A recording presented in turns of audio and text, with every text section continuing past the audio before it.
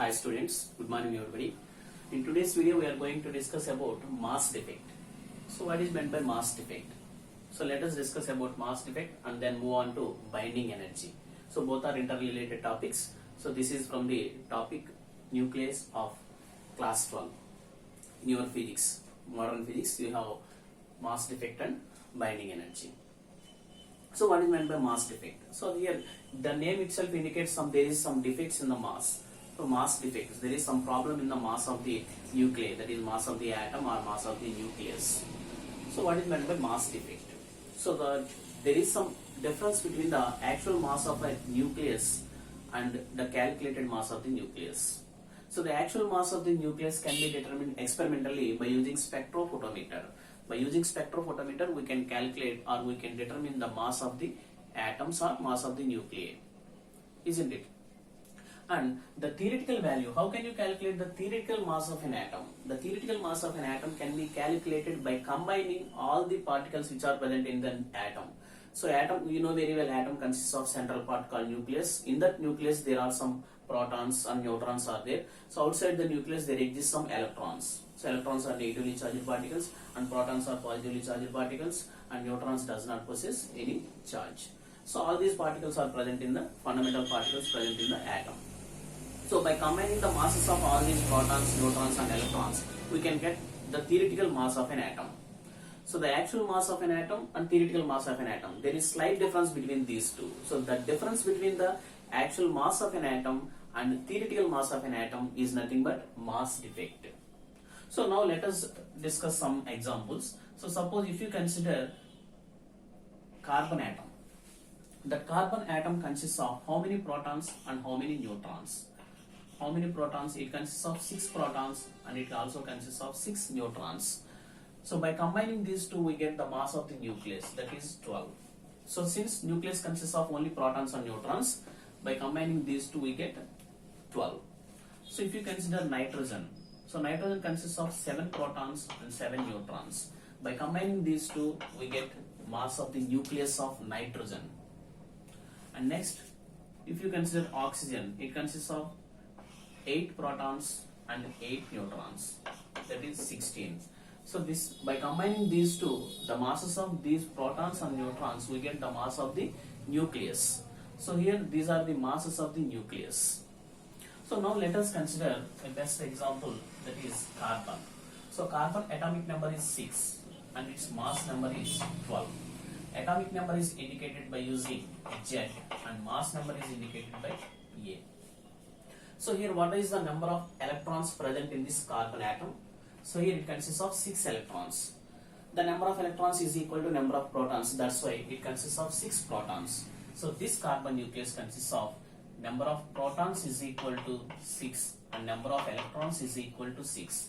And what is the number of neutrons? The number of neutrons is nothing but mass number minus atomic number, that is A minus Z.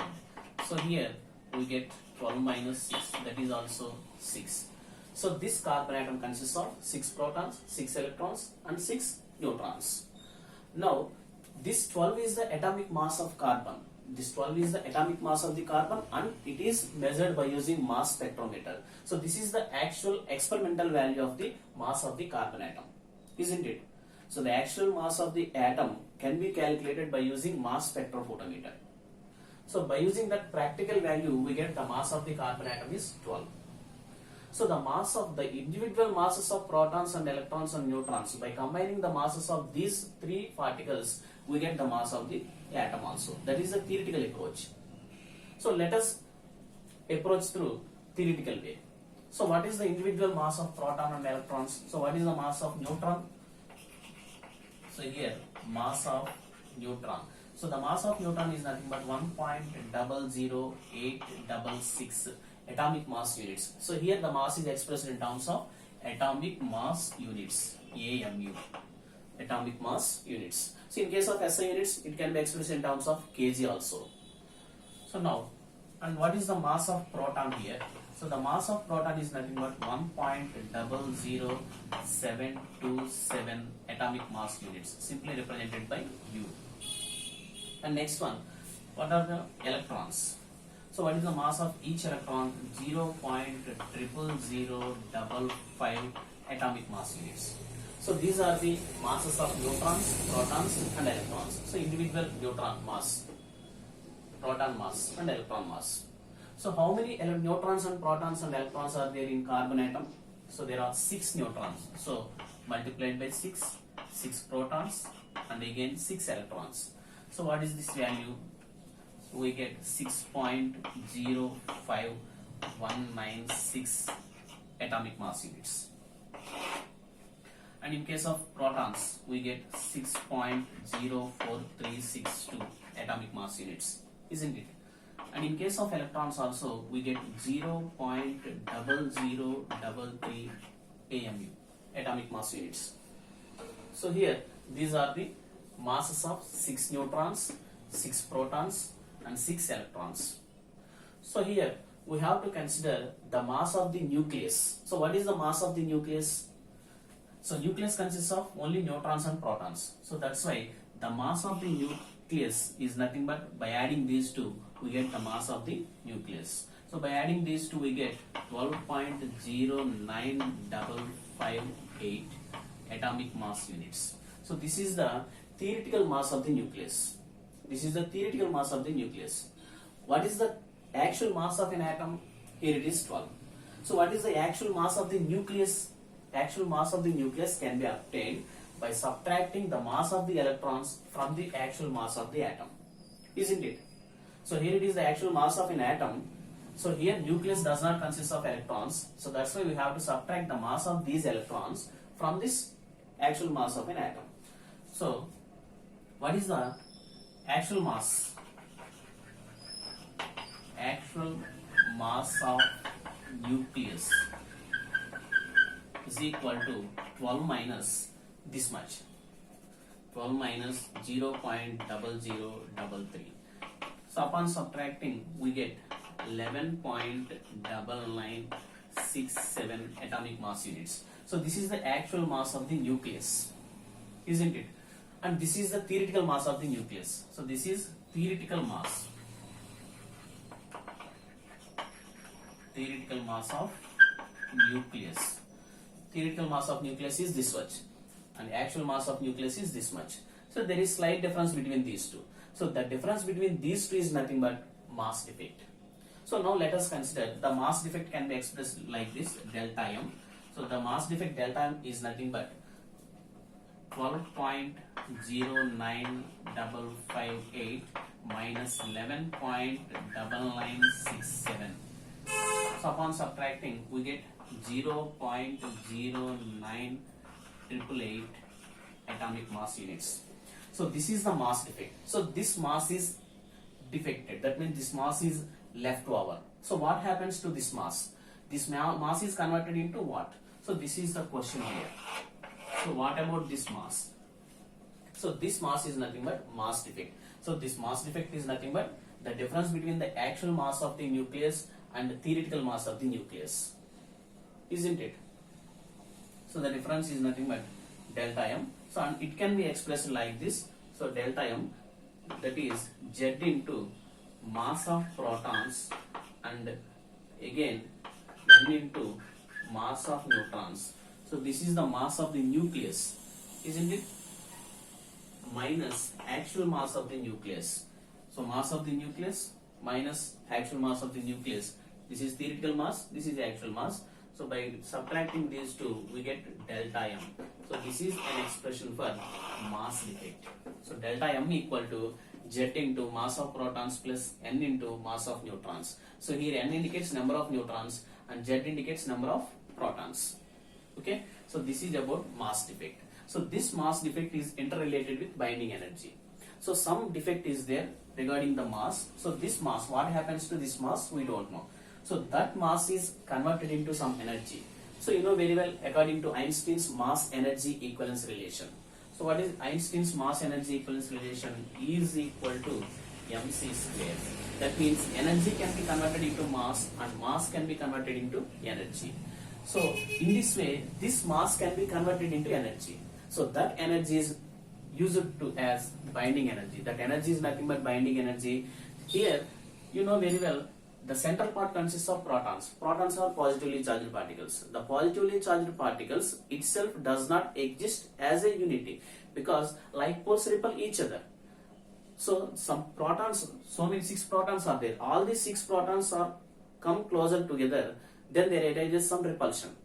So in order to overcome that repulsion, some energy is required. That energy is nothing but binding energy. So some energy is required to bind the nucleons. Some energy is required to bind the nucleons. That energy required to bind the nucleons is nothing but binding energy. So that binding energy is obtained from this mass defect. So mass can be converted into energy. So this defected mass, this is the mass defect, and this defected mass is converted into energy. So that can be explained by using Einstein's mass energy equivalence relation. So let us discuss that.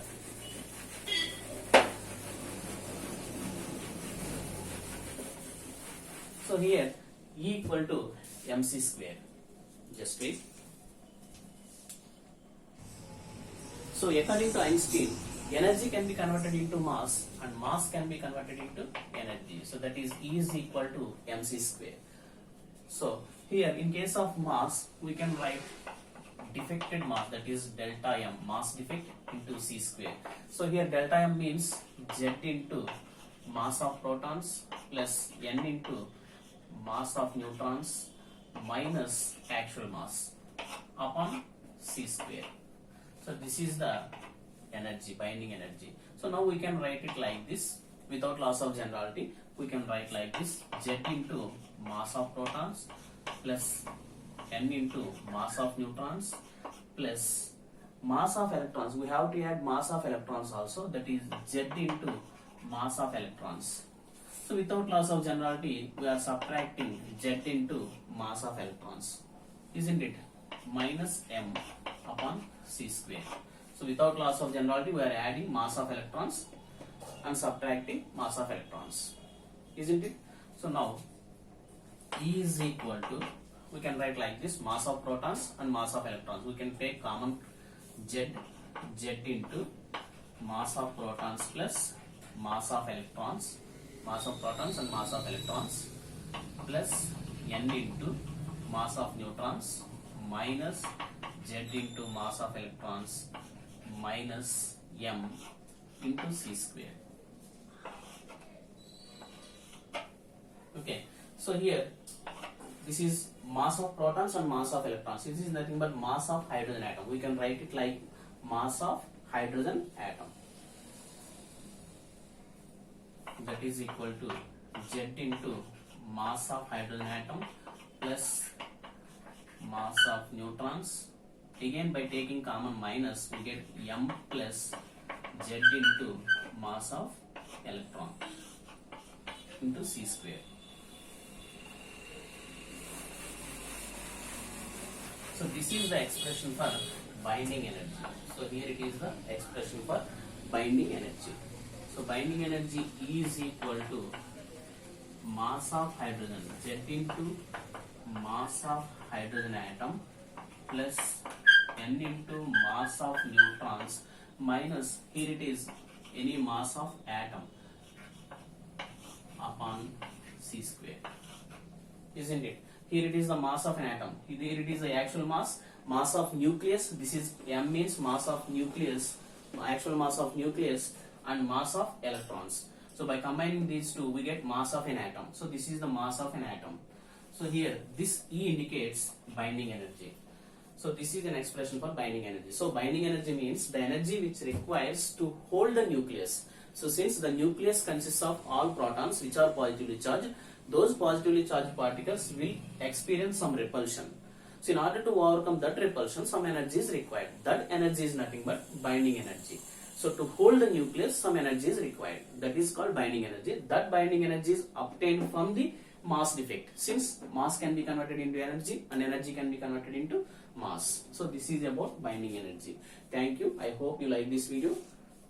Thank you.